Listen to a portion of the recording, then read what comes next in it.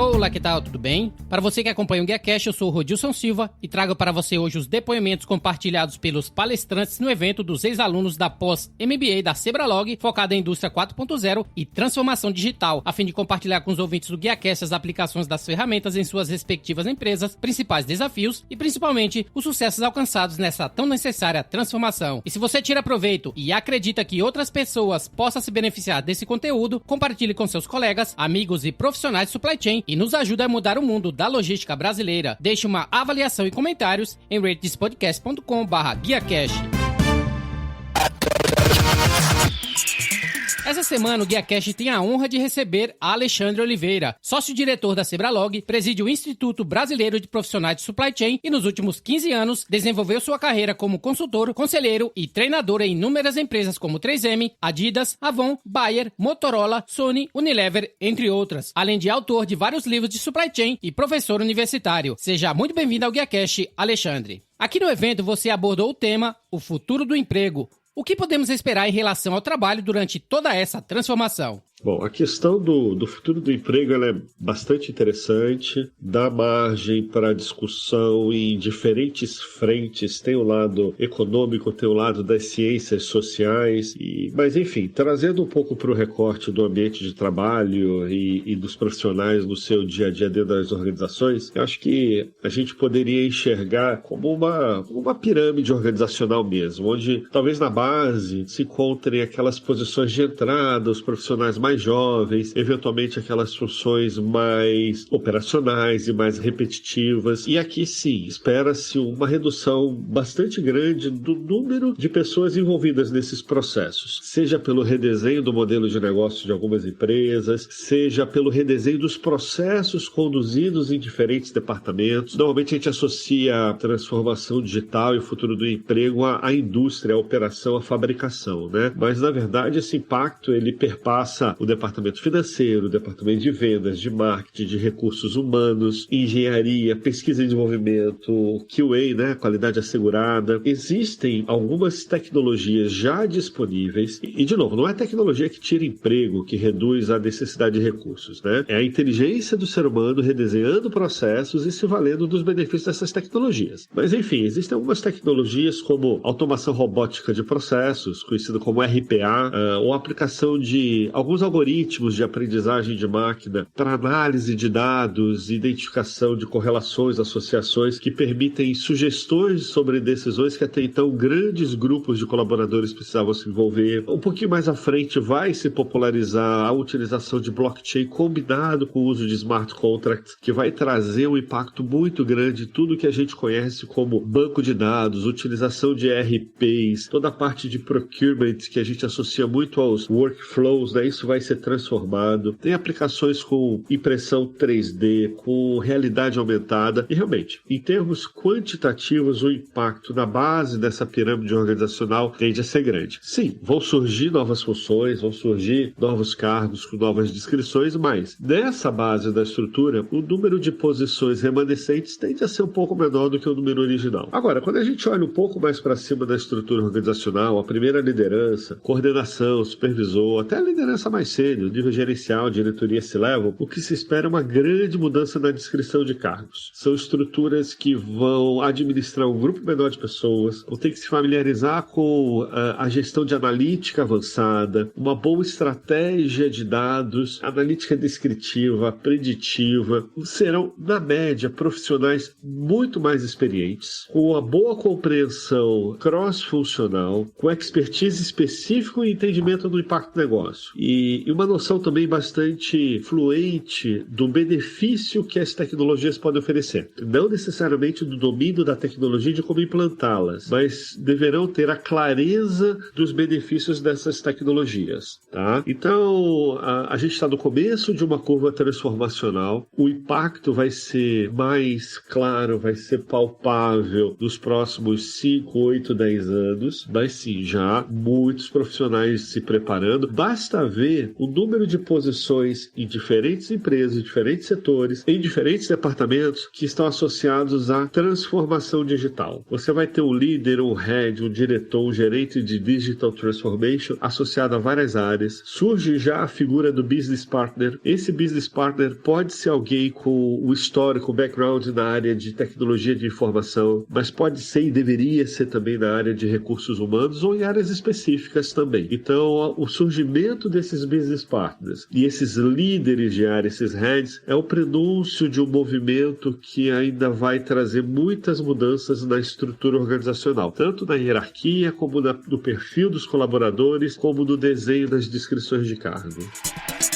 Em se falando de transformação digital, muito se fala que existe um gap existente no Brasil em comparação aos outros países. Em sua opinião, esse gap realmente existe? E o que precisamos fazer para alcançá-los? Bom, eu posso dizer com alguma tranquilidade que não existe um gap de conhecimento e de aplicação dessas novas tecnologias em diferentes pontos do planeta. Tá? Recentemente, eu mesmo liderei uma pesquisa com quase 900 pessoas do mundo inteiro, metade do Brasil, um quarto dos Estados Unidos e um outro quarto de mais de 50 países. E o que se entende sobre Big Data, sobre inteligência artificial, as suas aplicações, as aplicações do processo, é muito semelhante. Tem uma ligeira vantagem favorecendo os residentes dos Estados Unidos, é verdade, e uma ligeira desvantagem afetando esse grupo de 50 países diferentes, Estados Unidos e Brasil. Mas o que se mostra hoje é uma globalização na taxa de transferência de conhecimento, seja pelas grandes empresas, grandes multinacionais, seja pelo acesso à informação. Hoje o acesso ele se popularizou, hoje o acesso ele é mais rápido, ele é mais barato. Então, em muito pouco tempo, haverá uma massa de colaboradores preparados para atuar em projetos e processos de transformação digital. Não é uma quantidade grande, mas é a quantidade suficiente. Lembrando que os poucos líderes vão ser capazes de produzir transformações que vão afetar as organizações inteiras. A gente não precisa que 100 profissionais dominem esse processo. Basta que 2 ou 3 o façam. A dúvida é quem serão esses 2 ou 3. Se vai ser você que está me ouvindo ou se vai ser o seu colega. E quem vai ter essa empregabilidade renovada, potencializada nos próximos anos. Mas claramente não há um gap de conhecimento em diferentes partes do mundo. Logo, consequentemente, não vai haver um gap entre profissionais de diferentes empresas do Brasil e a competitividade vai aumentar bastante. Uma vez que a tecnologia nunca é totalmente disseminada da mesma maneira em todos os setores, como lidar com a falta de homogeneidade na indústria e principalmente se falando de fator humano, pessoa, que conselho você daria para quem está começando nessa jornada de Supply Chain 4.0? Bom, essa discussão de quem deveria liderar a transformação digital dentro de uma organização é um ponto que frequentemente é levantado. Deveria ser um líder profissional de tecnologia de informação, deveria ser o líder da área de marketing, afinal a parte de marketing digital ela é muito forte, muito sólida em várias organizações. Bom, transformação digital, ele é um processo que tem a ver com a mudança do mindset, a forma como as pessoas pensam. Transformação digital não tem nada a ver com revolução tecnológica. O que a gente vive hoje é a possibilidade de usufruir de tecnologias que foram lentamente evoluindo ao longo de muitas décadas. O que a gente tem à nossa disposição é um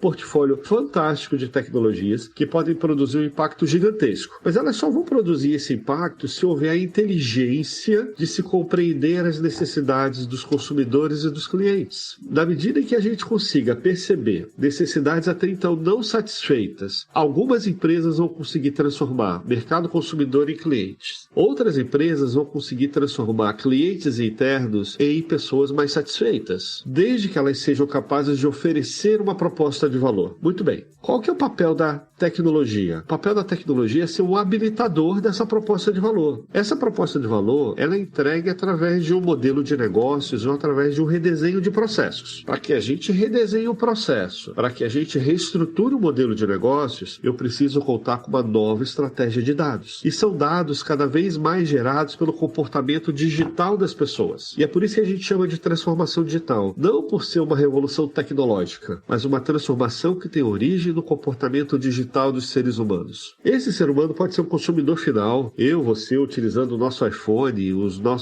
as nossas navegações no browser da internet. Isso é um comportamento digital e dados são capturados a partir desse comportamento. Então as organizações capturam dados dentro de uma estratégia de dados para identificar perfis e oferecer uma proposta de valor através de um determinado modelo de negócios. Dentro das empresas, a estratégia de dados tem como objetivo favorecer a tomada de decisões. E é uma decisão que vai beneficiar o time de pesquisa e desenvolvimento na hora de trabalhar numa nova versão de um produto. É uma decisão que vai favorecer o time de manutenção, que vai favorecer o time de vendas, de trade marketing, do financeiro, de recursos humanos. Ou seja, qual é o caminho? Eu identifico uma necessidade não satisfeita de um cliente externo ou de um consumidor. Eu identifico uma forma de satisfazer essa necessidade através de uma proposta de valor. A proposta de valor vai ser oferecida através de um modelo de negócios ou um redesenho de processos, que depende de uma boa estratégia de dados. E aí, por fim, não menos importante, mas como habilitador, vem as soluções tecnológicas. Ou seja, ao longo de todo esse processo, a gente está falando da importância do ser humano, da mudança da forma de pensar. E é o que tem se popularizado com a palavra mindset. Então, o que há é uma profunda mudança do mindset. Como a mudança do mindset, a gente está falando de pessoas, surge um ponto que eu defendo bastante, que é a importância e a liderança do profissional de recursos humanos diante da transformação digital. Provavelmente o grande líder dentro das organizações deveria ser o diretor, o head de recursos humanos, de capital humano, de gestão de gente e pessoas, como que se chame. Isso não é importante o nome que se dá à posição, mas o responsável pelas pessoas, inclusive as pessoas de marketing, as pessoas de tecnologia de informação, as pessoas da indústria e da fábrica. Como promover essa mudança de mindset para permear os benefícios da transformação digital em todos os departamentos da organização? E aí eu vejo a área de recursos humanos como um grande líder. Para ajudar nessa transformação, a Sebralog está trazendo uma MBA em Indústria 4.0 e Transformação Digital. Qual que é o diferencial da MBA e o que o profissional pode ter certeza de obter que pode fazer a diferença em sua carreira como profissional de supply chain? Olha, esse pós-MBA que eu coordeno, ele segue agora para mais 3 turmas esse ano, né? Turma 5, 6, 7. Hoje nós temos 120 ou 130 ex-alunos. Vamos fechar o ano perto de 200 ex-alunos, tá? Ao contrário do que se imagina, a influência do tema Indústria 4.0 e respectivas soluções tecnológicas, ele é uma influência relativamente pequena. Ele ocupa cerca de 30% do programa. Nesses 30%, a gente fala sobre Big Data, IoT, Cyber Physical Systems, RPA, inteligência artificial e aprendizagem de máquina, analítica descritiva, preditiva, enfim. Realmente tem uma conversa um pouco mais técnica, mas ainda assim ele representa 30%. A gente tem uma preocupação muito grande com o conteúdo estratégico. Quando a gente pensa em conteúdo estratégico, oportunidades de médio e de longo prazo, isso tem praticamente 2/3 do programa. E aí surge a necessidade de, além dos tópicos mais técnicos da indústria 4.0, falar um pouco sobre transformação digital, sobre plataformas digitais e sobre inovação. Então, quando você pensa em transformação digital, surgem questões sobre o comitê de liderança, estratégia com o cliente, customer journey. A gente vai falar sobre disrupção, digitalização, intermediação, enfim. E um ponto muito importante é a trilha de transformação digital, que a gente chama de Digital Transformation Roadmap. Essa trilha de transformação, ele é um passo a passo que permite que empresas tradicionais, também nativas digitais, mas principalmente que empresas tradicionais comecem a desenhar o seu caminho em direção a um novo nível de competitividade. A gente vai falar também um pouco sobre plataformas digitais, modelos de negócio de plataforma. Esse é um segmento hoje que ocupa mais ou menos 15% do nosso programa e os últimos 15% com inovação.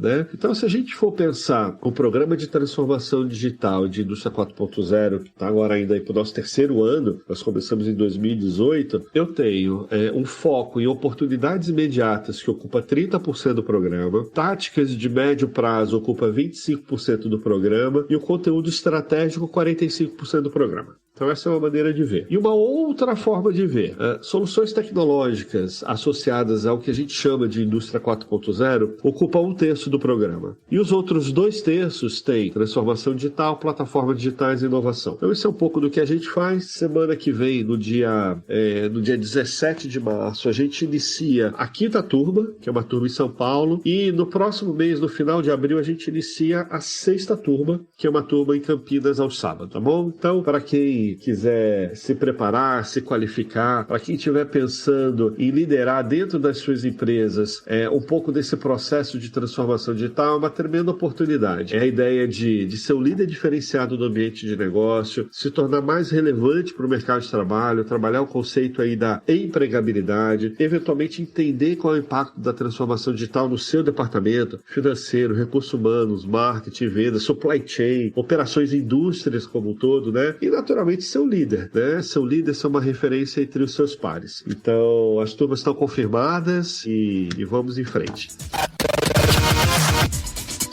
Temos também o excelente depoimento da Elizabeth Ramos, que é CPO Brasil na Lanxess, com formação em comércio exterior pela Unip, graduação em Direito pela FMU e MBA empresarial pela Fundação Dom Cabral. Trabalhou em empresas como CSN, Companhia Siderúrgica Nacional, Braskem, além de gerente na Lanxess, hoje atuando como CPO, Chief Product Officer. A Elizabeth abordou o tema RPA, Robotic Process Automation, aplicado ao procurement e à logística. Vamos ouvir. Através da utilização da ferramenta RPA na Lanxess, nós conseguimos curar uma dor que tínhamos, que é a sensação de incapacidade de dar conta da parte operacional. Então, nós tínhamos uma quantidade, um volume transacional maior que a nossa capacidade humana de processamento. O trabalho desenvolvido foi em equipe. Todos debruçaram, revisaram o processo, verificaram aonde poderia ter aplicabilidade do RPA e fizemos primeiramente uma revisão e depois a aplicação. E nessa tarefa, nós mapeamos 10 processos que poderíamos ter vantagens e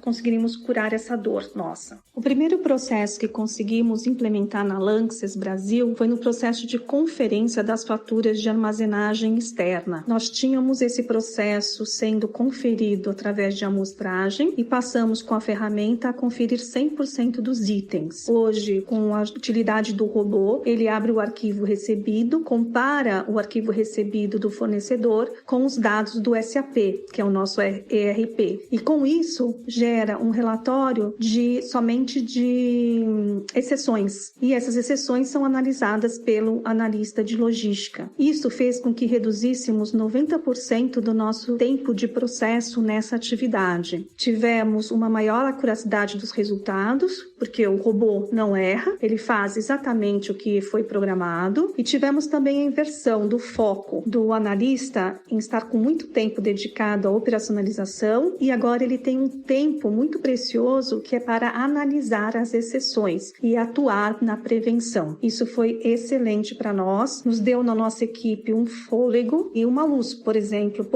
eu tenho condições com a mesma equipe efetuar de forma diferente o nosso trabalho e agregar mais valor. Então as pessoas ficaram felizes, porque antes a sensação era de insatisfação e incapacidade devido ao volume e alta cobrança. E agora, com essa inversão, eles se sentem satisfeitos com o processo, porque eles conseguem atuar antes, conseguem ver onde está a questão para ser atuada. Então, isso para a gente fez muita diferença. O curso da Sebralog de pós-MBA em Supply Chain Digital me ajudou muito mais do que eu imaginava. Primeiro, eu procurei o curso para uma atualização e para entender as novas tecnologias e como aplicá-las no meu dia a dia, se haveria possibilidade ou não. E na evolução do curso foi muito bom, porque entendi como as ferramentas poderiam ser utilizadas e consegui identificar na Lanxess casos concretos para poder fazer parte da nossa transformação digital. Outro ponto que foi muito interessante foi o network que nós conseguimos formar. Então, são pessoas da área de supply chain, de compras, de logística, então afins com o mesmo interesse, que passam a trocar no seu dia a dia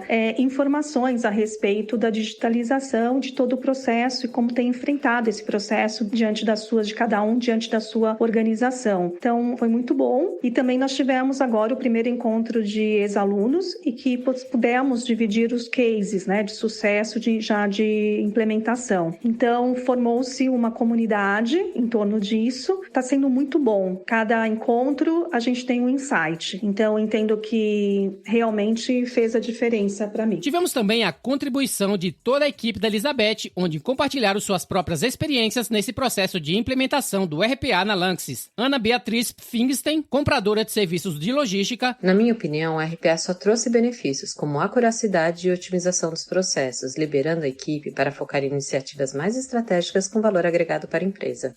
Elaine Calisto, coordenadora de Logística e Comércio Exterior. Ter participado do projeto de implementação do RPA da Lanxess e estar envolvida no projeto de RPA para outros 9 processos me fez ver a importância de enxergar a digitalização e a tecnologia como oportunidades e não como ameaça, como alguns consideram. Eu digo que são oportunidades porque a gente consegue melhorar muito como profissional por desenvolver capacidade, mais habilidades analíticas, por promover uma mudança interna de mindset em cada um de nós e também estimular o espírito de trabalho em conjunto. Além disso, traz benefícios para a empresa e para o trabalho de cada um de nós pessoalmente, porque possibilita que a área e o indivíduo fique focado em trabalhos mais estratégicos, trabalhos que realmente agreguem para a empresa, enquanto os trabalhos repetitivos possam ser feitos por um robô, usando a tecnologia. Então, eu fico muito feliz de ter participado e estar participando dessa revolução tecnológica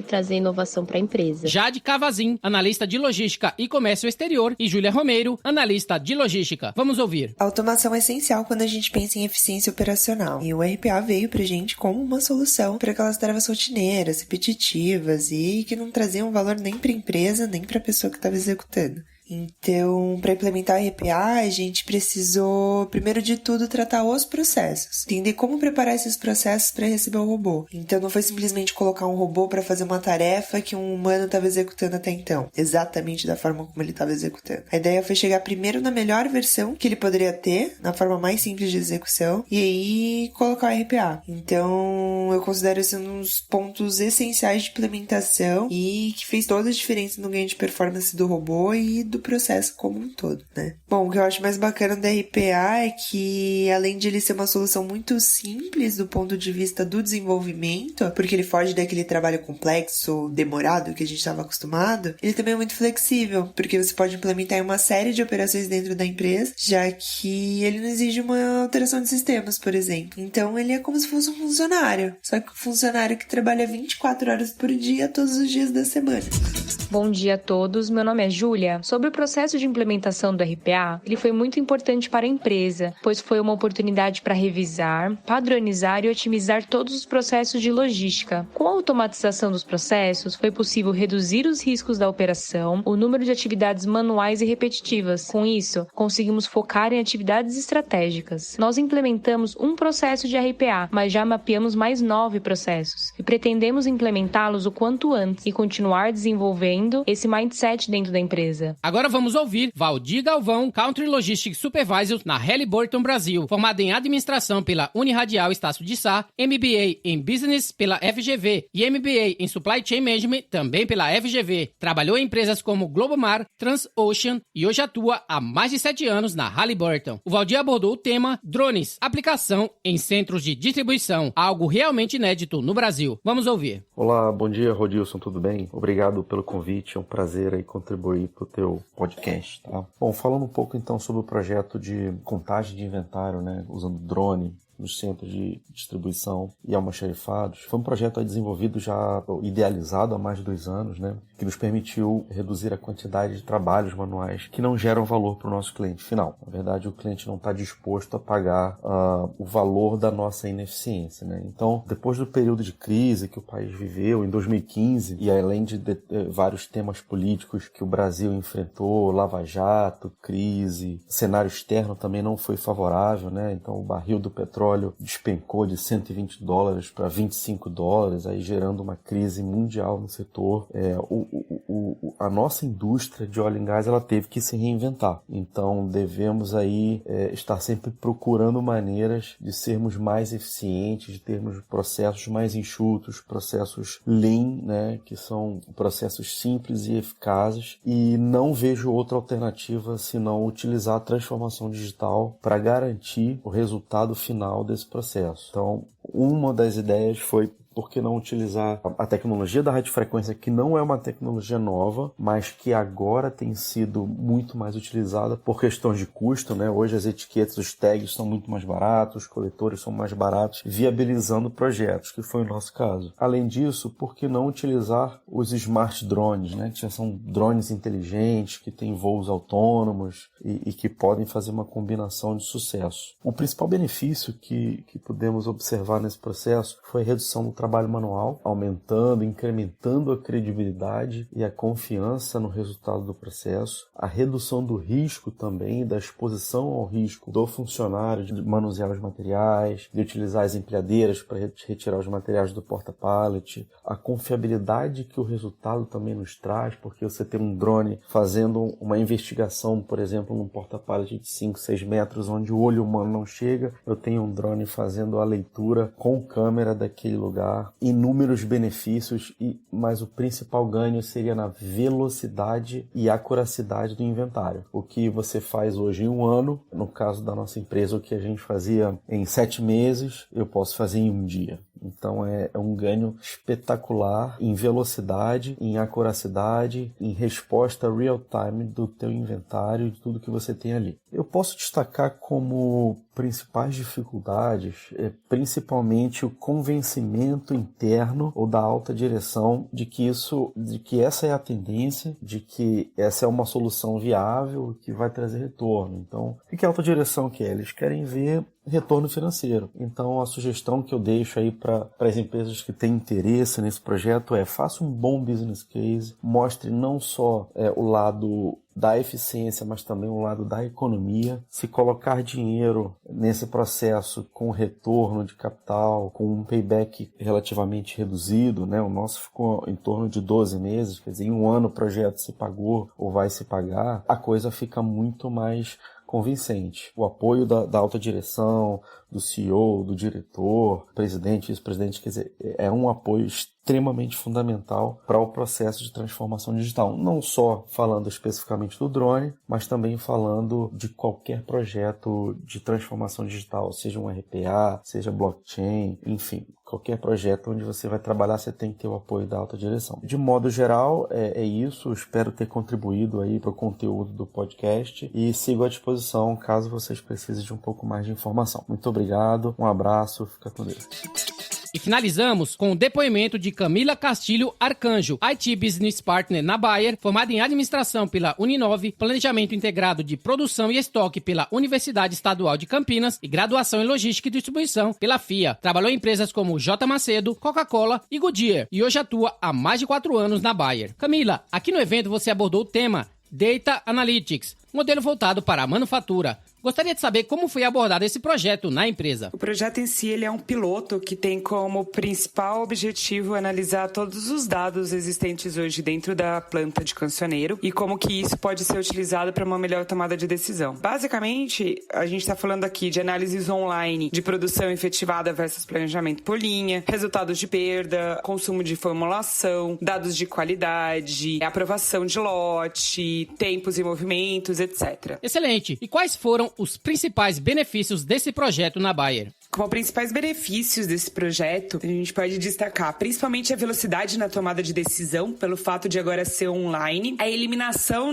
no tempo gasto para a criação de cada uma das análises. Então você também mudou o perfil dos analistas de pessoas extremamente operativas para pessoas muito mais analíticas e, claro, a confiabilidade dos dados. Hoje a gente tem dados muito mais acurados porque eu consigo garantir qual que é a informação que está sendo utilizada e que ela já foi validada. E por se tratar de um projeto piloto piloto, quais foram os custos envolvidos nesse projeto? Infelizmente não posso abrir quais são os custos envolvidos, mas como se trata de um piloto, a gente tem feito isso com o menor custo possível, trabalhando principalmente em modelos de POC e MVPs para garantir a confiabilidade dos dados. E o escopo sendo reduzido, eu também consigo garantir que seja um custo menor até que isso possa ser alavancado em grande escala. Em qualquer processo de implementação, existem desafios relacionados a pessoas e principalmente base de dados. O que vocês tiveram de enfrentar para ter sucesso nessa implementação? Acho que os principais desafios enfrentados nesse processo como um todo foi a mudança de mindset de toda a diretoria. Então, você ter realmente o buy-in da diretoria para comprar a ideia de fazer algo baseado em dados, de capturar dados dentro das linhas de produção e os impactos disso. E depois que isso foi feito, principalmente a parte de harmonização. Então, olhar realmente para a informação que vinha de locais diferentes, entender qual que era o correto, quais que eram os conceitos que deveriam ser aplicados. Outro fator importante aqui, que foi um grande desafio, foi a decisão de quais eram as ondas. Então, o que seria priorizado no primeiro momento, o que seria entregue na segunda onda e assim por diante. No caso da Bayer, foi feito um treinamento interno na empresa pela Sebralog. Que diferença fez o treinamento no dia a dia para você? No momento que foi feito o treinamento, era uma mudança muito grande da própria companhia de ter um olhar muito mais digital. Então, é óbvio que a gente já tinha alguns conceitos na cabeça, mas eu particularmente não via muita aplicação disso. Sabia o que era blockchain, sabia o que era transformação digital, mas eu não conseguia tangibilizar isso para o meu trabalho no dia a dia. E o que o curso me trouxe foi exatamente essa percepção, começar a analisar os meus projetos e ver onde que eu poderia encaixar a transformação em cada um dos passos e saber separar o que é realmente um buzzword, o que a gente está olhando no momento e todo mundo está seguindo a mesma onda e o que não, o que realmente é uma aplicação imediata e que faça sentido para ser algo realmente tangível. Eu indico muito o curso da Sebralog, exatamente pelo fato de ele conseguir explorar exemplos práticos. Então, você não fica só nessa questão da conceitualização. Tem sempre uma troca de informações muito interessante. Então, você consegue trocar experiências com outras empresas, entender o que está sendo feito, o que é possível, quais foram os erros que já foram cometidos no passado. Como é um curso que ele é muito embasado em cases, você consegue enxergar quais são os passos que você tem que passar realmente para conseguir tirar um projeto de transformação digital do papel. No momento que a gente vem falando muito de inovação, é muito interessante você ver que tem um curso que está voltado para olhar para supply chain, para manufatura, com um pouco mais de foco e não ser algo extremamente amplo. Cursos amplos a gente já tem vários no mercado, mas eu vejo que ele traz algo muito mais específico e que com certeza agrega na carreira de todo mundo. Através dos depoimentos apresentados, fica claro que se você deseja agregar, aprimorar e ampliar seus conhecimentos em transformação digital e inovação, se tornar um agente de inovação digital na sua organização, estar preparado para as novas tecnologias e principalmente melhorar a sua empregabilidade dos próximos 10 a 15 anos, é necessário preparação, é necessário conhecimento, é necessário se tornar um profissional do futuro. Se você quiser saber mais sobre a pós-MBA oferecida pela Sebralog, acesse o site sebralog.com e escolha entre as turmas de São Paulo e Campinas. Muito bem, e caso tenha alguma notícia relevante, evento, reportagem, opiniões e tendências do mundo da cadeia de suprimentos que gostaria de dar destaque no GuiaCast, envie uma mensagem direta através do Instagram para guia_corporativo, Twitter, @RodilsonS, ou entre em contato através do telefone 98705-4454, DDD 11 São Paulo. Fique à vontade para ligar ou enviar uma mensagem. E se você estiver ouvindo esse episódio pelo Spotify, não esqueça de clicar no botão seguir. E se você estiver ouvindo pelo Apple Podcasts, deixe 5 estrelas e um comentário, que eu leio todos. Me adiciona também lá no LinkedIn, é só procurar Rodilson Silva, comunicador logístico multiprofissional. O mundo do supply chain está mudando rapidamente. Não tem tempo de navegar na web e descobrir as tendências logísticas atuais? Nossa equipe de redação seleciona os assuntos mais relevantes da semana e prepara para ti um boletim resumido com os links para você não perder nada. Se inscreva no GuiaCast e esteja por dentro das últimas notícias, reportagens, opiniões e principais tendências que estão transformando a logística mundial. Eu sou Rodilson Silva, que te envia um GuiaCast abraço. Até a próxima. Tchau, tchau.